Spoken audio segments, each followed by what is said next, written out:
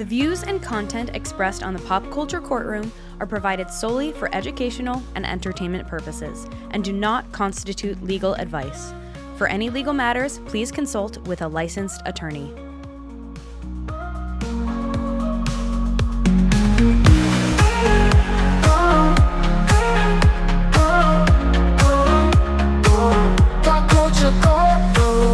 Welcome back to the Pop Culture Courtroom. I'm Matt Hardin. And I'm William Mayfield. And today we're going to be talking about Friday Night Lights, the TV show. TV show was based on essentially the movie, which was based on a book by an author named Buzz Bissinger, who was the cousin in real life of Peter Berg, the show developer. The movie came first, and that was a movie with Billy Bob Thornton. And it was about a Texas high school called Odessa Permian. And my buddy and I always used to joke that there's a bunch of undefeated teams that won state championships and did great in Texas high school football, and they chose to make a film about a team that went like 9-3.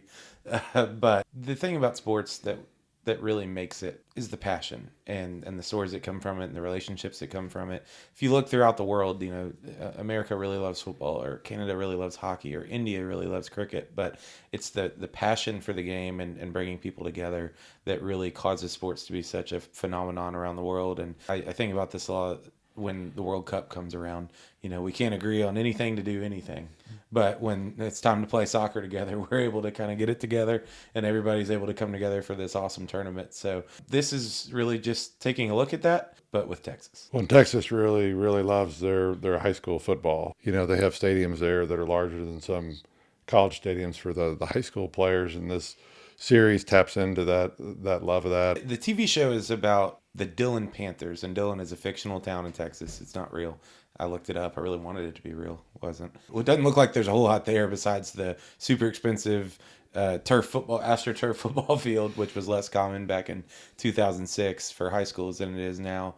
But they kind of keep a nod to Odessa Permian in the TV show, because the P on the helmets for Dillon Panthers, it's not the same colors, but it's the same P from Odessa Permian. Usually you would see, like, Tennessee's helmet, they have a T. They don't have a V for Vols. They have a T for Tennessee. Here we've got a P for Panthers. P for Panthers, right. So they keep a nod to the movie in that. Well, and the world they create in this is phenomenal. Coach Taylor and his wife Tammy are probably the most real marriage I've seen on TV in a very, very long time, where it's a marriage of equals, where they actually love each other and have a strong nuclear family. It's well done.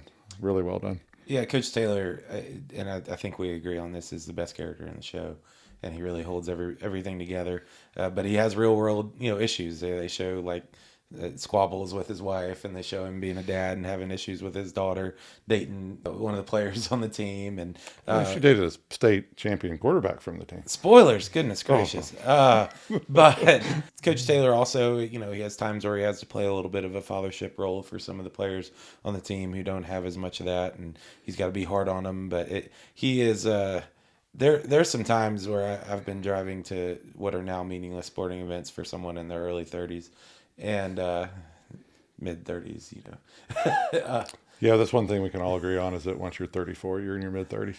Well, I've got a little bit of my early 30s left. Coach Taylor, long story short, Coach Taylor could inspire anybody, and when he goes clear eyes, full hearts, can't lose, I'm ready to rock.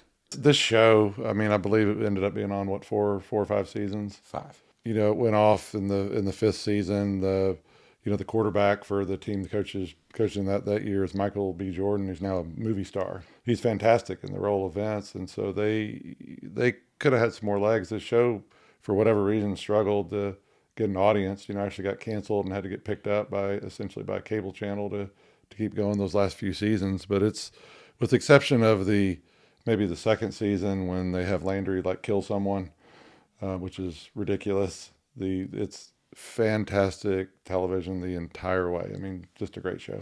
The first season of Friday Night Lights is one of my favorite seasons of television I've ever watched. It really starts with a pilot. So that's the episode we're going to be talking about today. They get a lot accomplished in this pilot. They start. It's the world building in one episode of TV, which is 45 minutes or so, is unbelievable. How much they set up this world and all these characters that you get to know in depth throughout the rest of the series. Right. They start the episode and they really do a good job of using what's happening to tell you what's really going on. Coach Taylor is in his first year coaching high school football. He's been on the staff for 5 years in some offensive capacity, and now he's getting his first shot to coach what we're being told is the best team in all of Texas. Best team in all of Texas means they're probably one of the best teams in the country. Well, it's unclear how he got the job because usually coaches don't leave when a team is as good as this team is expected to be. There's one scene when they're about to play their first game where an older coach comes and gives them some advice where it's insinuated that was their prior coach. Yeah, and my best guess is either that coach retired maybe due to age or something, or as we see happen later on in the series for Coach Taylor, this is such high profile high school football that he might have gotten a college job. We've seen that in real football. Hugh Freeze coached at Briarcrest before going to Ole Miss, and he's now at Auburn. Gus Malzahn coached high school football before eventually ending up at Auburn and almost winning a national championship. So that's not unheard of. It is, but it's usually associated with some great player that you're going to go with, and Hugh Freeze's position, it's the guy from The Blind Side. It is Michael Orr, and we all know that there was a lot of some nefarious recruiting going on there. He would have been a Tennessee Volunteer, but I digress. So we see that NBC is following around the Dillon Panthers for some sort of like biography or something, and it's awful convenient because they were the one broadcasting Friday Night Lights at the time, so it almost felt like a product placement on their part, promoting their own station. Well, and they go around and interview everybody. A lot of these actors are in their mid-20s at this point. I think we looked up the star quarterback, Jason Street, of this team, and he was around 27 when this came out in 2006, which, pretty old for high school. Hey, I remember Danny Almonte from the Little League World Series and him just striking guys out. And I was like, this kid is incredible. And it made a lot more sense when I learned he was like 17 years old. But That's a bit of an advantage over the 13-year-olds. Absolutely. So the news crew, they asked some kind of unconventional questions, but most of the questions kind of let us know a few things about what's going on. And what we're really going to be talking today about is Jason Street and an injury that he incurs. So it's very clear that Jason Street is a really, really good football player, but there are some clues throughout the episode of just how good he is. We have a guy recruiting there that comes to the first game that's there from Notre Dame. And in 2005, 2006, the Notre Dame quarterback was Brady Quinn. They had those 2 years in a row with Brady Quinn. He came in third in the Heisman race. He was a very good quarterback. Historically, Notre Dame's been really good. They were good during that time period. So that's a shout out to my wife Janet, who went to Notre Dame. I've been to football games at Notre Dame a few times, and it's an awesome place to see a game. A few important facts that are going to go into our analysis of the case later. One, Jason Street is the number one high school quarterback in America. They talk about that during the game. He's being recruited by Notre Dame, and not only is he being recruited by Notre Dame, we see the coach from Notre Dame and Jason Street's dad basically coming to what really borders on a verbal agreement. I don't think that it's official, but it's very close. Mr. Street says essentially the scout or the coach that's there to watch him basically says, is he ready to shut it down? And his dad agrees with that. Right. And we have the other fact that is really important for our analysis later is that we learn that Coach Taylor has been coaching Jason Street in football since Pee Wee. And who knows what that means? I mean, Correct. the kids in Texas could start playing football as early as first or second grade. If they're, a lot of times now they're starting kids off playing flag football and let them ease into tackle as they get in later into elementary school, like fourth, fifth grade. And I did look this up, and I was a little surprised by this. Apparently, 80 to 90% of football players begin their career in high school. So I would have thought a lot more played middle school football. And who knows if that's correct? I mean, that's a really tough stat to assess throughout the country, but I wonder what the stats are on the ones that make it on to play college ball if they start in like 9th or 10th grade versus ones that are playing all the way up. Because lots of us who have kids who are athletes, spend an awful lot of time doing club and travel teams and trying to get them to be as good as they possibly can be. I'm curious what the stats would show on somebody starting in 9th grade in high school, how they do with football.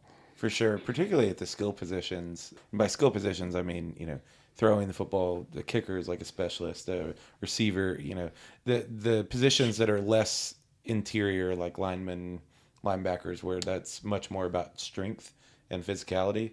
If you don't know how to throw a football by high school, you're going to have a hard time being a quarterback. I agree with that, but I don't think we can undersell how much linemen have to do to be good at their craft. I mean, even just being a center, especially, knowing how to hike a ball appropriately seems like it's if you watch it on TV, that's not a tough skill. It really is. Having to deal with the snap counts and movement on the line. I mean, you're essentially you're like almost like the captain on the line, making sure everybody is doing what they need to do. I don't know of any position in football that would be easy to play. For sure. I played a little bit of center in 6th grade, and unfortunately, there's only 2 options as a center. People are either not thinking about you or they're thinking bad things about you. But were you one of the bigger kids on the team? I was. I played a lot of different positions. Did I, in my 5th grade year, with a 2-point conversion catch? Yes, but you got to stay humble. And I think I saw that on a retrospective on Sports Center a while back. Yeah, we were down 4. I don't even know why they let us run the play. Was that the St. Paul team? That was St. Paul Saints. Shout out Mitchell, Tenpenny, Cole Gobble, and Brian Smith. Three of my buddies that were all on that team. Dylan all in Burrows. the NFL now, of course. Yeah. We get together to play tackle football all the time now. So anyway, back to our regular scheduled programming. We've got Jason Street. He's been coached for years by Coach Taylor. He's going into his senior year. He has a massively bright future ahead of him. In fact, they kind of show a lead in of the week going up to Friday night, and the team goes to visit and practice with some Pee Wee players, maybe the feeder school for Dylan. And the funny part about this is it's August in Texas. And if you look at that scene, everybody's wearing jackets and coats, and they're all cold. And I was like, August in Texas. Yeah, August in Texas, it's like 40 degrees. So maybe a little bit of a continuity error there. Having been to Texas in August several times, it's about 200 degrees there. Yeah, and a lot of humidity. There's no way in this scene it was more than like 45 or 50 degrees just based on what everybody was wearing. But anyway, Jason Street gets up there and talks to the kids, and one of them says, "Are you going to play for the Cowboys? Because I think you'll be better than Roger Staubach and Troy Aikman." What are those references? I mean, this is 2006. Well, that kid going to come up with Roger Staubach from the 60s and 70s? That seems like a stretch. He's going to be talking about Troy Aikman as probably if he's going back in time to do that. Well, that's not even the biggest problem. Shortly after that, they asked him if he was going to be better than Peyton Manning, and nobody's better than Peyton Manning. So we found more common ground today. I agree 100%. Peyton Manning, my absolute hero. It reminded me of the absolute robbery that Peyton Manning didn't win the Heisman Trophy. The statute of limitations is passed on that case, but if anyone is the subject of theft, it's Peyton Manning having his Heisman Trophy stolen by Charles Woodson. Police, if you're listening, you should check that out. And I would start at the ESPN offices, because that's where the conspiracy and the theft began. Absolutely. So anyway, they lead into Friday night, and Jason Street gets this big speech from Coach Taylor about how he deserves this and he's earned it, and he is leading the #1 high school team in Texas up against Westerby, who runs a lot of counters. A lot of counters. And even though they talk about it at length, they start running those counters, and it's like the defense is woefully unprepared for them. It's just like every game. One thing I'll give Friday Night Lights credit for, they do a lot of football scenes. Like a lot of these shows try to get away with as little action football as they can. There's a ton of football in Friday Night Lights. Some of it's believable, some of it's not. We'll get into that a little bit later. Some stuff that we caught in the pilot that didn't really make sense. But they try, and I appreciate them for trying. And so Jason Street is leading the team in this first game, and they are having much more trouble than they anticipated with Westerby. Yeah, they play them even, into the second half and actually pull ahead for a while. In fact, it's 24-14. There's 3-ish minutes left in the game. Jason Street goes out there and he's all confident, and he calls a play and he throws this wobbly duck that gets intercepted. It was not a good throw. No, and it was uncommon for an actor. He had a decent throwing motion. But this one was a terrible throw. It gets intercepted. And with 3 minutes left, you throw an interception. The other team has it up 2 scores. That's usually curtains. Jason Street, being the competitor that he is, lays it all out on the line for his team and chases the guy down and makes a tackle and knocks the ball out. And Dylan recovers. And they still have a chance to win the game. So all is well, right? So we got a 27-year-old quarterback and a 25-year-old fullback, and they're working together to get that ball back. No wonder they're one of the best teams in Texas. But everything's great in Dillon, right? It is not. What? Why not? Jason Street gets grievously injured on this, ends up getting a spinal injury. The hit itself is described as being vicious by the announcers, but the actual play itself looks like a glancing blow that would not have led to this injury, but it's, how do you show something like that? And here was another, I don't know if plot hole is the right device here, but Jason Street, he makes this tackle. To me, it didn't look like a really unusual tackle. Looked like he had his head up. Ball comes out and he's lying on the ground and he falls and he's on his kind of right shoulder, almost like on his stomach. And then we cut to the next shot and he's on his back, which, wouldn't be a problem except for this injury ends up being a very serious spinal injury. And so I wouldn't believe that he'd have been able to move on his back. And it just makes me wonder if that was a issue with them not putting those two shots together. But it's not a big... And we don't really know what happens when we can't see him for a little bit. I mean, they're panning to like his family in the stands and the coaches and stuff. Somebody could have just moved him around, and we don't really know. It's a very serious situation. They know it's serious from the beginning. We hear the ambulance. His girlfriend, Lila Garrity, starts crying. They put him on basically like a gurney and wheel him to the ambulance. And everybody is very worried. They're down on one knee. And before they restart play, they bring the captains together. Matt Saracen, who ends up being a very important character in this series, is the backup quarterback. And they have really played up that he is not prepared to be the starting quarterback. Which is a bit odd, because if he's the backup quarterback, he's still going to get a healthy amount of reps, because you don't know when he might go in, no matter how good the other one is. And this is a little bit of a takeoff from the movie Varsity Blues, where the James Vanderbeek character is taken over after the Lance Harbor character gets an injury in a game. So it's similar to that, where we act like the backup character, the backup quarterback, is not getting reps. And well, the player that doesn't get reps is like the fourth string quarterback. Second's going to get a healthy amount, even the third string. They'll have 3 quarterbacks on this team, I would think. Given how important athletics is to Dillon, given that their facilities are much more advanced than typical for a high school, and they would have a quarterback in waiting, especially with Jason Street being a senior. They don't even show Matt Saracen being involved in play calling, or he's just sitting on the sideline just like he was like a third or fourth string player, and that's really not realistic. Well, and the only practice we see him is when he's at his grandmother's house and he's throwing through a tire while his friend Landry talks to him. I think that's about it. I think in real practice they had him digging through the trash for something. And so they call the captains, and Coach Taylor goes, Saracen, quarterback's captain. And so they bring him out to midfield, and the ref says something that I think is important foreshadowing for the series, but really important foreshadowing for what we're going to talk about today.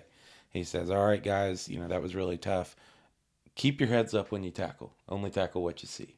And he's basically saying, let's not, basically implying that Jason Street did not have his head up, and that was the result. That's why his spinal injury occurred. So what we're going to be talking about today is what ensues from Jason Street's injury. Well, let's stop for a second. We've not finished the game off yet. And I was going to get there. I think it's really important that we talk about the greatness of Matt Saracen. But as you know, Matt, we like to talk about football a whole lot. And there's going to be some people that just want to hear about law, and they're probably listening to the wrong podcast. But before we finish off this awesome game, I do want to let them know where we're going. We're going to talk about Jason Street's injury and a lawsuit that results against the school and Coach Taylor. Well, Saracen not having any of that practice, he's good right away, correct? Absolutely. So he goes in, first play, he's confused about the play. One of the leaders of the team and the older guys, Smash Williams, is trying to explain the play. Saracen says he's got it. They snap the ball. He turns around the wrong way. He gets sacked. Next play, he drops back and throws it off of his lineman's head. And so he's confused. It's like 3rd and 14, presumably, at this point. And so they call a quick little shovel pass to Smash Williams to kind of take the pressure off of him. Smash appears to get like 7 or 8 yards, and everybody starts celebrating.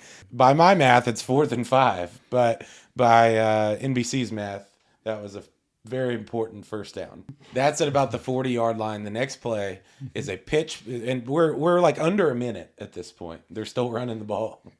Yeah, they essentially call 3 run plays in a row, and they don't really say much about the timeouts, but the clock is just going moving quick. Smash gets to about the 40, and then the next play they show a toss play from about the 10, and he scores a touchdown. And I don't know where the 30 yards came from, but I guess we'll give it to him. Sometimes TV's edited for content. We just, maybe they were able to get a 30-yard play to an out and got out, and we didn't see that. But we've got like 40 seconds left. It's still a very dire situation for Dillon. They're kicking an onside kick. the announcer goes, well, Coach Taylor's got to be thinking about an onside kick. If there's 40 seconds left and you're losing, you're not just thinking about an onside kick. You're kicking an onside If Coach kick. Taylor had some timeouts, he wouldn't let it run. He wouldn't let the clock be running the way it's been running. So they kick this onside kick. The announcers the whole time seem to kind of think Dylan has a legitimate chance. They kick this onside kick, which in the NFL is about 7%. In high school and college at that time, you could stack one side, so it was maybe a little closer to 10 to 15%, but it's still really poor. And of course, it's the perfect onside kick, and Dylan jumps right on it at about the Westerby 45-yard line. So Saracen comes back out there. There's maybe 30-something seconds left. They do, I think, another run play to smash, or at least a very short pass. Well, just to make sure we take like 20 or 30 seconds off the clock. Yeah, so Smash is running down the sidelines, and the announcers make a big point of it to say, Brian Smash Williams is able to get out of bounds with 7 seconds left. Well, the clock stops, right? So he gets out of bounds, which the whole point of him getting out of bounds would be to stop the clock. And then for some reason, they start running the clock. Coach Taylor makes a substitution, which he could in no way do in 7 seconds. Right. Rushes somebody out there, and Saracen snaps the ball with 1 second left. He throws this long pass, and a receiver catches it at the 30-yard line, which is where the play should have started, and then runs it all the way to the end zone. Well, I mean, given how far he ran back, I mean, he probably runs back 15 or 20 yards. If you've got it on the 40, I mean, that means he's thrown a 40-yard pass in the air, which for high school is pretty good. It is. Long story short, Dylan wins the game, and then they're excited, and all the players get together in the middle to pray for Jason Street, and Coach Taylor gives a really inspirational speech. I actually wrote down the quote. Coach Taylor uncorks this one after the injury when he's talking to the team they've won. Give all of us gathered here tonight the strength to remember that life is so very fragile. We're all vulnerable, and we're all at some point in our lives fall. We will all fall. We must carry that in our hearts, that what we have is special, that it can be taken from us, and when it is taken from us, we'll be tested. We'll be tested to our very souls. We will now all be tested. It is in these times, it is in this pain that allows us to look inside ourselves. I mean, Coach Taylor is just great. I mean, to come up with words like that on the fly, this player that he, clearly loves and has coached since he was a little boy, now has this grievous injury. He goes, after he says this, he goes to the hospital, and Street is there, and he's probably out on medication, but the coach doesn't say a whole lot, but just sits and puts his hand to this. It's really powerful. Yeah, he was unbelievably well cast, and he and Connie Britton didn't know each other. Kyle Chandler and Connie Britton didn't know each other before this, but they got to know each other on like a cross-country drive and established some of that amazing chemistry that they have. So that's kind of where the episode ends. We know where Dylan's heading. They're going to have to deal with a new quarterback and a new system and all of that, and we're going to kind of leave them with that. But what we're going to pick up is with Jason Street and the injury that ensues. Jason Street ends up being paralyzed. At that point, he's not even sure what he's going to be able to do with his arms. The next few episodes of this is him beginning to go through the rehab process. And ultimately, he and his family decide to pursue a lawsuit where Coach Taylor is named as one of the defendants. Right. And that was probably not something that anybody in the show was thinking about during this episode or even maybe in the next episode. It's something that developed later on because he had piling up medical bills. They were counting on, him to play NFL football. I don't know if his family was counting on that per se, but it was certainly something that he thought was a possibility.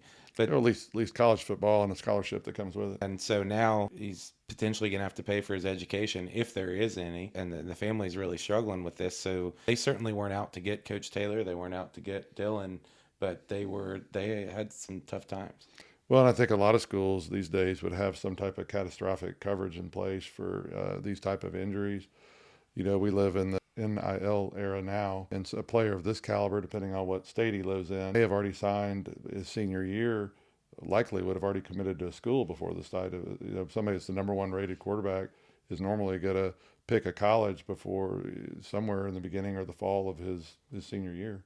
Yeah, and like you said, there are some states, I don't think Texas is one of them based on the research that I did before this podcast, but I know California was one, and I believe Missouri, and now I know that Tennessee is, where you could get NIL money as a high school player. Yeah, Missouri got ahead of that over a bunch of other folks because they made it to where you could get the money while you're still in high school, but you had to have committed to a Missouri school. So, the University of Missouri got a few players. where they signed in the fall like this, where they could go ahead and give, maybe a family that doesn't have a lot of money, versus if they went out of state, they'd have to wait a few more months till they graduated. And another possibility could be doing something like a basketball player for Kentucky 15 years ago did, Nerlens Noel, is take an insurance policy out if you happen to get injured, but you are likely to be really successful. And he did get injured his freshman And year. he did, and they almost had to use that. And golfer Anthony Kim actually did end up using one. So Jason Street has filed a lawsuit against Coach Taylor, and the school is also involved. Is this mean that there's an endless pit of money? So it really is going to be state by state, and it's also going to be dependent on whether or not you're going to a public versus a private school.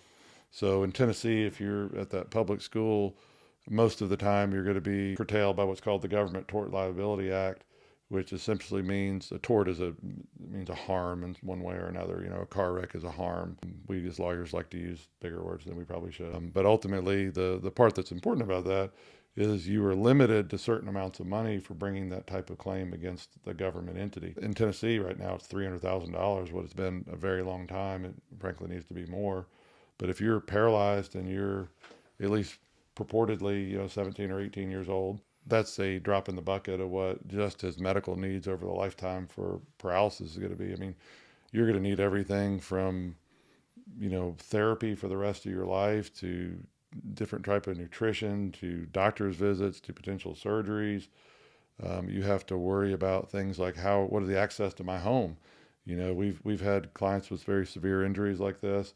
You're gonna have to put a ramp on that house. Sometimes with the wheelchairs, you have to actually live in a house where the hallways are wider. You can't navigate it. If the family has carpet instead of tile or hardwood or something, there are all sorts of nearly limitless costs for somebody like this that's going to have a lifelong injury that's going to need help with nearly everything. You maybe even a special car to let him drive with his hands instead. It's very real, these medical bills, and very real the cost that this kid's going to face for the rest of his life. And the family essentially makes the argument that Coach Taylor never taught him how to tackle properly in the circumstance that he threw an interception. So there's a two-part analysis here. Is Coach Taylor / Dylan liable for what happened to Jason Street? And if they are, what would be his damages? Well, you just really covered the damages in depth. If it's limited by the Government Tort Liability Act, and it's determined that Coach Taylor and Dylan were liable, I think they'd get all of that money very, very easily. Even if you didn't prove that he was going to be an NFL quarterback making millions, everything you just said would easily get him to that. Well, number. let's talk about that for just a second as a legal concept. Damages for the future cannot be speculative. It has to be to the degree of evidence more likely than not, meaning over 50% likely to be true in the future. How can you base damages on whether a player will make the NFL and make money? I think it's a more interesting question in today's environment, where if he's the number one overall recruit, he's going to get millions of dollars as a quarterback. I mean, Nico, the quarterback for Tennessee, famously received something around an $8 million deal where they're paying him $2 million a year. That's real large amount of money. So Jason Street likely would have signed that, or would have. That's probably, I think, an easier road to go down, because those negotiations would have already started with Notre Dame before he ever agreed to commit there through some sort of channel. The NFL, I mean, the roadway is littered with high prospects who never make the NFL. And so, I mean, as a 5-star, you're a lot more likely than somebody. I mean, there's only in a given year, depending on the ranking service, 25, 30 5-star players of different positions, from tackle to safety to quarterback and receivers, whatever. So if he's the number one overall quarterback, the odds of him making the NFL are a lot higher than anybody else. But there's all sorts of players that never get there. That sounds like a defense attorney's argument. I think it's important as a plaintiff lawyer to look at what the pluses and minuses of a case are, and I think it would be virtually impossible to make out the case that you should get NFL money because you're a really good high school Texas player.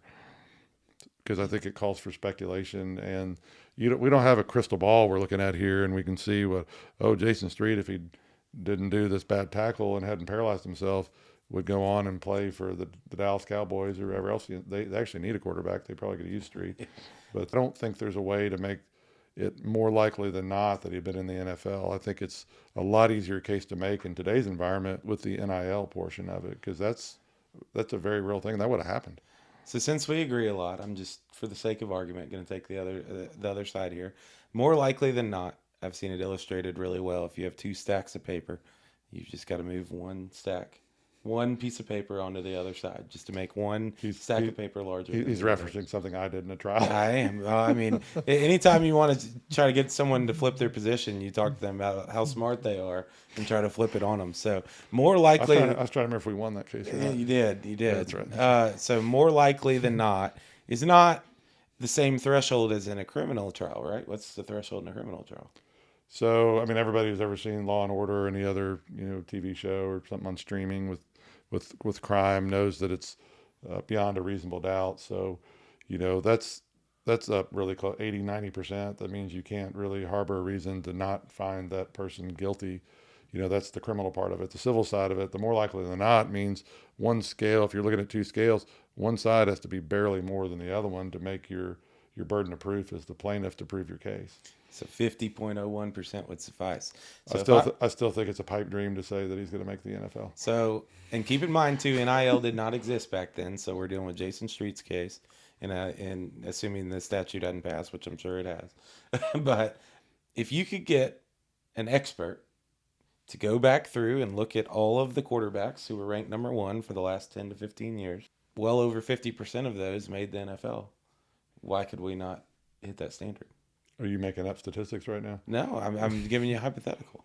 Okay, that's another way of saying he just made up some things to try to support his position. I feel confident that 50%, at least 50% of the number one overall quarterbacks on Rivals.com end up playing in the NFL. I actually do. Anybody listening out there, feel free to fact check Mr. Mayfield on this one and put it in the comments. But bring it on. I think that there's 100 things that could have happened, that it derailed him from there. He could have gotten in a car wreck. He could have slipped in a gopher hole and torn his knee up. That has nothing to do with like what his skills are. There's, every day is a blessing and we don't know what we're going to get in this life. So if you're going by, does he have better odds than an average person to go on to a college career? Well, of course he does. He's about to be signed. Does he have better odds than a typical college recruit to go on and be drafted professionally? Well, I mean, you're talking about an average year, 4 or 5 people that get drafted in the NFL? And there's in the seven to 10 quarterbacks drafted in the 7 rounds. I'm not saying how many of those actually make the team after. I mean, if you're a quarterback drafted in the 2nd round or 7th round, you're probably not even getting signed. That means you went to like some community college and they're giving you a flyer just to see if you're really good. Joe Milton got drafted in the 6th round and he made the Patriots.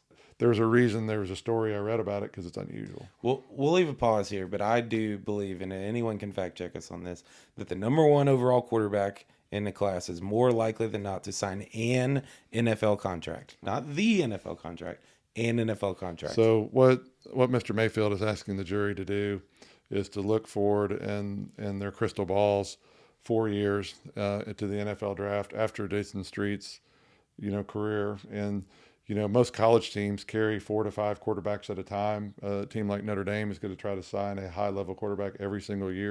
How they end up doing after they get to school is going to be determinative, and if they get to play in the game at all.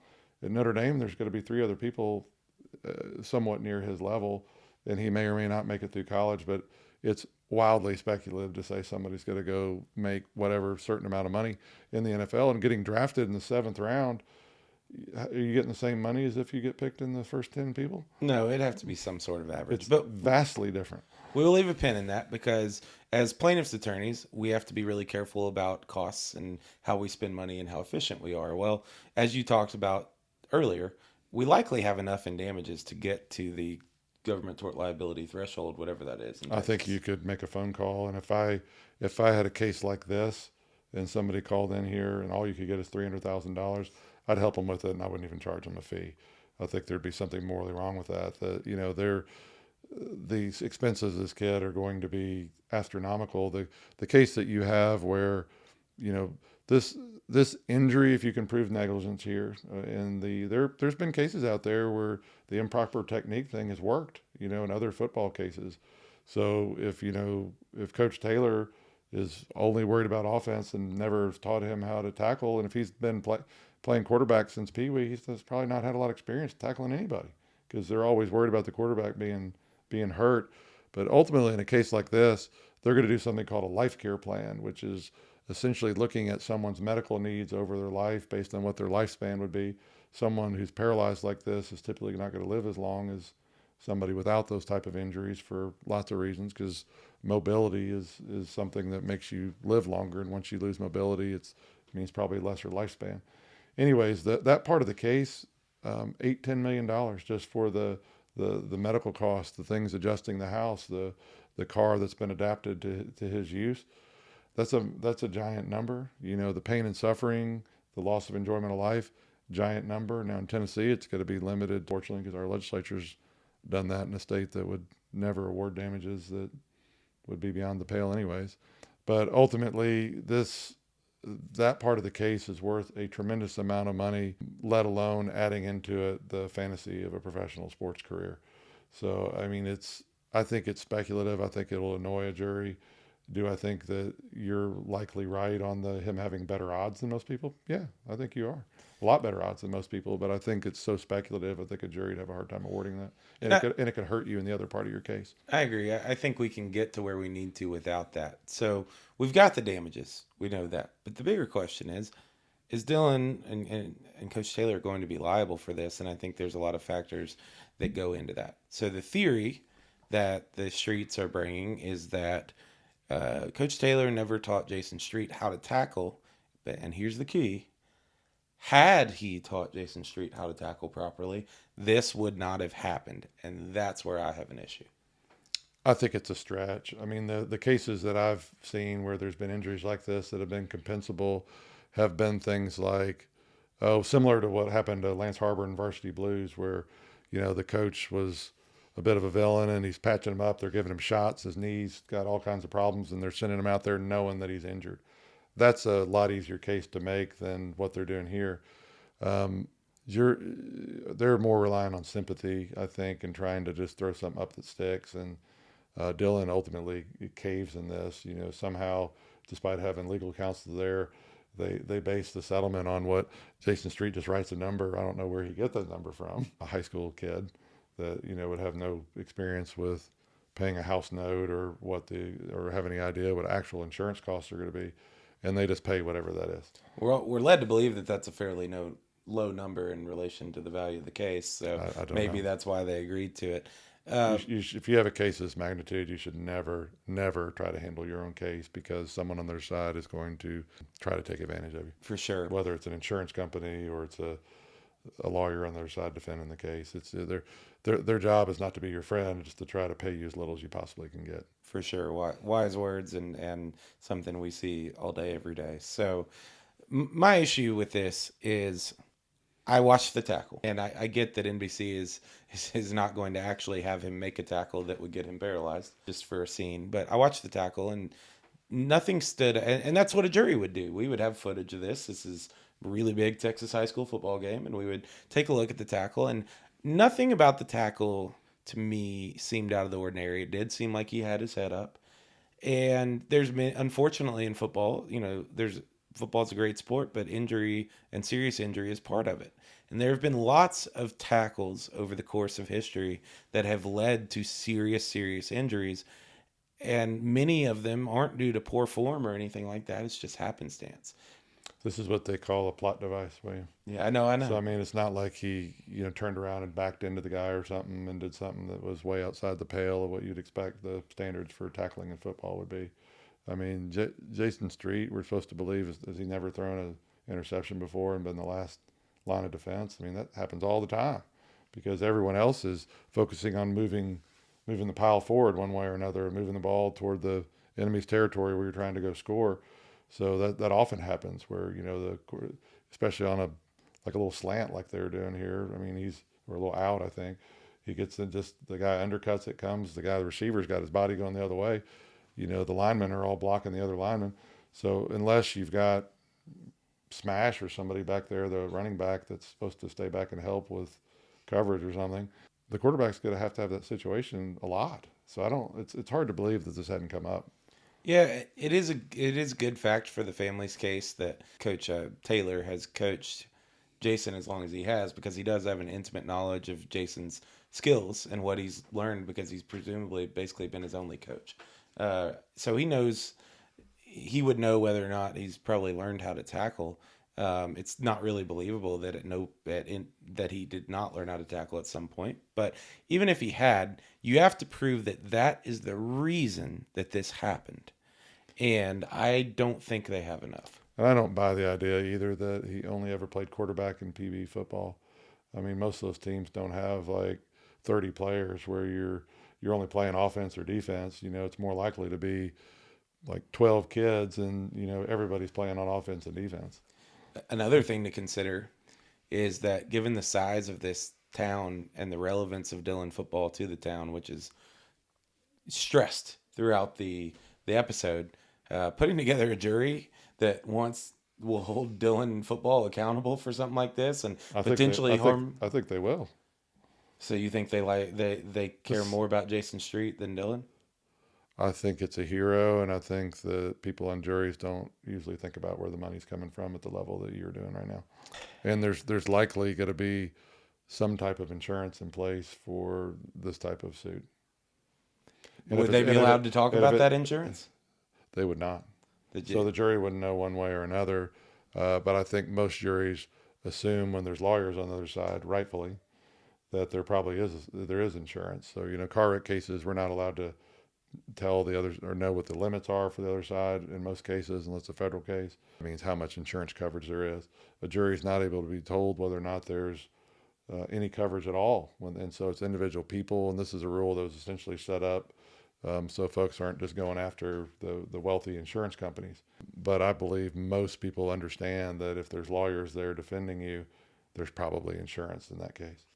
To summarize where we stand with it, I believe I'm going to ultimately go no case here. I don't think that Coach Taylor's lack of, if this was even the case, lack of teaching tackling is the reason that Jason Street got injured. I think that Jason Street got injured through a really unfortunate incident. Hopefully he has some sort of insurance in place. But I think that's going to be a hurdle.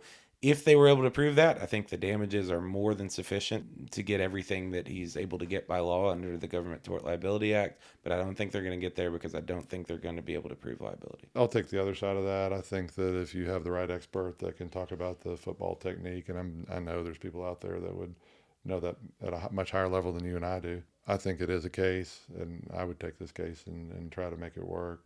I don't like the mechanism of the injury a whole lot, but that's just based on my eyeball test. There's all sorts of injuries you can get that a layperson, there's not a doctor, is not going to be able to tell. You're going to have a doctor combined with a football person that understands the movements of this at a much higher level than you and I do. But ultimately, I would take it and see what we could get after an expert review at a level that I probably couldn't do on my own.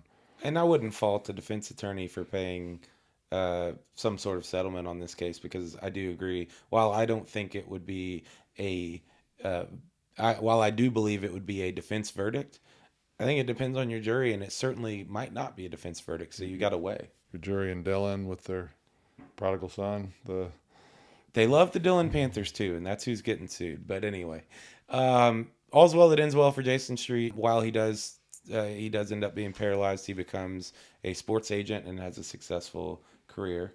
We're going to move on to relevant evidence. We're going to look at the major characters of this and discuss what our rankings of are as them as football players in real life versus what they're portrayed on the show. So this will be almost like a draft. I think the best football player on the show, and this is going to be really controversial, is actually a villain in the show, and I think his name is J.D. McCoy. And he took Matt Saracen's spot in season 3, but he could throw a really tight spiral. And Texas ended up having a quarterback named Colt McCoy that might have been around the same time, but he reminded me of him, and he could really spin it, as they say. So he is a good athlete. I would take Vince first over him. And part of the reason would be the nonsense that you have to deal with the other one's family. I mean, it's ridiculous. This is the parent that's coming in wanting to control everything, wanting to control who the coaches are, wanting his son to be treated like the little special flower when, the kid would probably have been better off having some toughness from the coaches in order to mold him as a man. And his family is doing the exact opposite. They expect him to be treated like a prima donna, and it really hurts the team because they do that. Well, unfortunately, that's kind of the direction things have gone. The coaches of old that would get were more tough are kind of fading away because the players have gotten a lot more leverage. I will go next with a guy who made very few appearances, but Voodoo Taylor. Oh, wow. No, I don't know if his last name wasn't Taylor, but his name was Voodoo, and he was a really, really good prospect who they basically brought in to replace Street, and he was not a culture fit at all, but he was a great football player. I'm going to go with the guy next that I don't remember what his name is, but he's the one that Jason Street signs that's a former Dillon player that becomes a professional athlete. Okay. Do you know what I'm talking about? I do. So Jason Street goes through an arc in this show where he's trying to figure out what his life's going to be versus what he'd hoped it would be, all about football. He gets into playing like wheelchair rugby and some things like that, and ultimately gets married pretty relatively soon after high school and decides he wants to be a sports agent. A guy gives him his card one time, and then a surprise when Street shows up, I believe in New York or somewhere, to talk to him. Well, he's trying to sign this old Dillon player. The Dillon player says no to him. Street goes and convinces them to go with the agency, but only if they give him a job, and they do. We literally never see that guy play any football, so that's a pretty cheap pick, but you do what you want. Well, we never saw Jason Street play college football, and you've got him playing in the NFL. And so since we're going down that vein in this episode, I'm going with that guy that did play in the NFL as being my next player. And I put him behind, two other players that we don't have any clue what they did. Well, that reminds me, we haven't taken one. Jason Street. I'm going to go with Jason Street next. If he's good enough for Notre Dame, he's good enough for me. All right, I'm going to go with Tim Riggins as my next pick. Okay, so I'm going to go with Smash Williams, and my argument for why Smash Williams is better than Tim Riggins. I know what you're doing. The actor that played Smash Williams was notoriously unathletic in real life, but they kind of disguised that pretty well in the show. He ends up playing at Texas A&M and then playing professional football. I believe Tim Riggins played for San Antonio State for like 13 seconds. Well, Tim Riggins had some inner demons and that, kept him from reaching his potential that he might have. But he is a voracious player, really good fullback, played fantastic football, probably could have played at a higher level than he ended up doing, despite the fact that he caroused and drank his way through this high school throughout the series. Smash Williams, on the other hand, they disguise his terrible athletic ability by having gaping holes the size of the Grand Canyon for him to run through. No one's ever touching him. And I can't get past the fact that I know that he is widely thought to be the worst athlete to ever be on that show. It probably helped Tim Riggins that he was playing high school football at the age of 29. But he was 27. Because of COVID, there's a lot of extra eligibility years. So let's go one more player piece. You go, and then I'll finish it out. Dun, dun, dun, dun. Who's the guy that's the other good East Dillon player? I want him, so I can't tell you. It's Luke Cafferty. I think the next player to take is Luke Cafferty. He plays a little safety. He plays a little quarterback. He plays. Sorry, he plays running back on the show when Coach Taylor goes over to East Dillon. It's like cheating on a test. Like you didn't Google all these things. No, I didn't Google. I know all about Luke. You took a deep dive. He reminds me of. I had a whole thing prepared. I was going to talk about how obviously being a dual threat player is really important, given that Travis Hunter just won the Heisman. We already talked about dual threat stuff earlier. This is far more amusing to do it this way, though. Okay, now I got to think of somebody else to take. Both Landry and Matt Saracen are available. Okay, since you stole Luke, I will let you have Saracen and Landry because I think they're both so bad at football that they would actually harm your team. So what he has done is tried to literally tear out the heart of the show, like Temple of Doom style, where he's showing the heart. Matt Saracen is the heart of the show. Coach's daughter, when he was supposed to date football players, and she still ended up getting to date this guy because he's so awesome. And Landry, goes from playing Christian hard metal to being a contributing factor on this team in later seasons. Now, is he a former future professional player? Well, we don't really know because that's speculation, of course. We talked about that earlier. But Landry gives his heart to the team, and there's a lot to be said about the role players. Do we ever meet a single lineman in this that are opening up those gaping holes for Smash Williams? Or there's one. Defending, I can't remember his name. That's exactly right.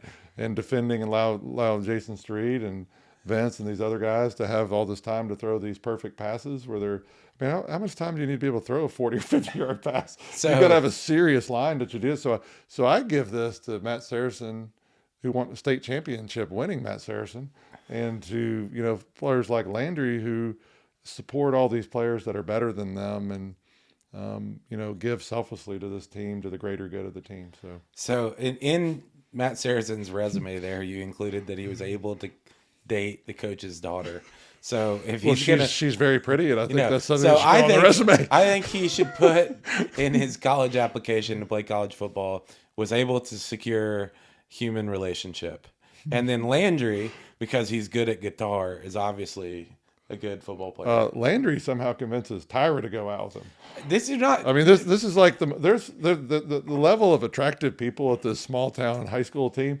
Mika Kelly is in this show. She dated Derek Jeter during the show. Matt's gonna go home and start watching One Tree Hill and Dawson's Creek runbacks because he's just all about these high school heartthrob situations for his football team. I can talk at length about these sports shows like Friday Night Lights. Now, if you want to know something about like what's happening on Wisteria Lane and Desperate Housewives, and somebody who's watched that series most of the time, you got to go to William.